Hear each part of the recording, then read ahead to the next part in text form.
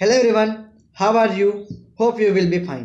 मैं हूं सुश्रुत चांदेकर और स्वागत करता हूं हमारे यूट्यूब चैनल जिसका नाम है राजश्री क्लासेस। आज मैं आपके लिए लाया हूं 10th स्टैंडर्ड का हिस्ट्री, जिसमें हम कर रहे हैं चैप्टर 9 हेरिटेज मैनेजमेंट। ये हमारा सेकंड पार्ट है। आगे भी आपको साइंस और हिस्ट्री के वीडियो मिलते रहेंगे।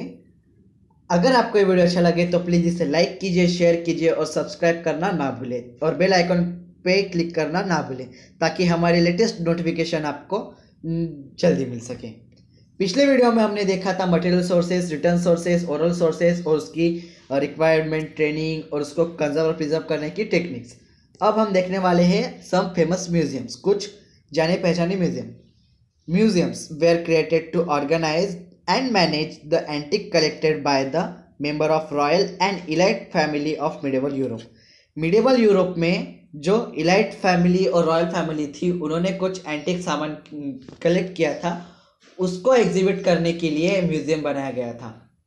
तो सबसे पहला म्यूजियम हमें दिया गया है लोवेर म्यूजियम इन फ्रांस। ये फ्रांस में है, पर भी फ्रांस में पेरिस में है।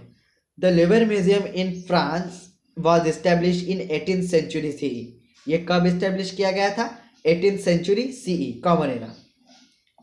Antique collected by member of royal family were exhibited in the Louvre museum. Louvre museum में क्या एग्जिबिट किया जाता था? एंटिक कलेक्शन जो रॉयल फैमिली के द्वारा कलेक्ट किया गया है। It include the much acclaimed painting of Mona Lisa by Leonardo da Vinci, the world renowned artist. और वहां पर क्या है? लियोनार्डो दा विंची की मोनालिसा पेंटिंग है, जो जाने माने आर्टिस्ट माने जाते हैं। He work under the patronage of Francis one the king of France in 16th century. और वो कहाँ काम करते थे? 16th सेंचुरी में फ्रांसिस वन नाम के जो किंग है, उनके यहाँ पर वो काम करते थे। The collection of Louvre museum increase to great extent because of the antique brought by Napoleon Bonaparte from his conquest. Napoleon Bonaparte जो अपने कॉन्क्वेस्ट से वापस आए थे, उन्होंने अपने कुछ एंटिक सामान रखे, उसकी वजह से लोवेर म्यूजियम की एक्सटेंट बढ़ गई। Presently the museum contain more than 3,80,000 artifacts. अभी वहां पर कितने आर्टिफैक्ट्स है? 3,80,000 आर्टिफैक्ट्स। तो चलिए अब हम हमारे नेक्स्ट म्यूजियम की तरफ चलते हैं। British museum, England. The British museum in London was established in the 18th century CE। ये भी 18th century CE में establish हुई थी। Sir Hans Sloane, a natural scientist, hand over about 71,000 objects in his collection to the king of England। उन्होंने, किसने ये किया था? सर हैंस सोलन ने। उन्होंने क्या हैंड ओवर किया था? 71,000 object king of England George second को समर्पित कर दिया था, जो नेचुरल साइंटिस्ट थे, Sir Hans Solon। It includes several books, pictures, specimens of preserved plants, herbarium, etc।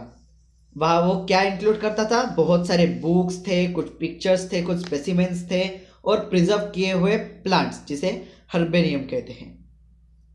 Later the collection was expanded by the additional of various art objects and ancient artifacts collected by the British people from British colony. और उसको ये कब मिला, expand कब होने लगा? जब British people ने ब्रिटिश कॉलोनी से कलेक्ट किए हुए एंटिक आर्टिफैक्ट्स वहां पर रखे। Presently the museum collection compromise about 80 lakh object. Presently museum में कितने ऑब्जेक्ट्स हैं? 80 लाख ऑब्जेक्ट। आप ये इमेज देख सकते हैं, ये इमेज है ब्रिटेन की, ब्रिटिश म्यूजियम इंग्लैंड की, ठीक है। वहां पर ऊपर ब्रिटिश का झंडा भी लहरा रहा है। अब हम नेक्स्ट म्यूजियम की तरफ चलते हैं। National museum of natural history, United state of America. ये कहाँ पर है? USA में है। The museum of natural history manage by the Smithsonian institution was establish in 1846 CE। ये किसने एस्टेब्लिश की थी? स्मिथसोनियन इंस्टीट्यूशन ने। और कब? 1846 CE में। The houses more than 12 crore, means 120 million specimens of fossil and remain plants and animal, minerals, rocks, human fossils and artifacts। ये किन चीजों का घर है? 120 million species of fossils, remains of plants and animal, minerals, rocks, human fossil and artifacts का ये घर है। आप ये देख सकते हैं वहाँ पर बहुत भीड़ भी है। अब हम चलते हैं नेक्स्ट म्यूजियम पे, museum in India. The first museum in India, Indian museum, was establish by Asiatic society of Bengal. किसने एस्टेब्लिश की थी? Asiatic society of Bengal in Kolkata in 1814 CE। 1814 CE में इसका इस्टेब्लिश हुआ था। The second museum in government in India, ये second museum था India का। Government museum was establish in Chennai in 1851 CE। The national museum was establish in Delhi in 1949। मतलब government museum जो चेन्नई में थी वो 1851, वो है the second museum of India, वो सेकंड म्यूजियम है। और फर्स्ट म्यूजियम कौन से? Asiatic society of Bengal. फिर धीरे धीरे national museum of was establish in Delhi in 1949। 1949 में नेशनल म्यूजियम भी तैयार हुआ था इंडिया में, दिल्ली में। Presently there are several museum in various state of India. अभी बहुत सारे डिफरेंट म्यूजियम्स है अलग अलग स्टेट ऑफ इंडिया में।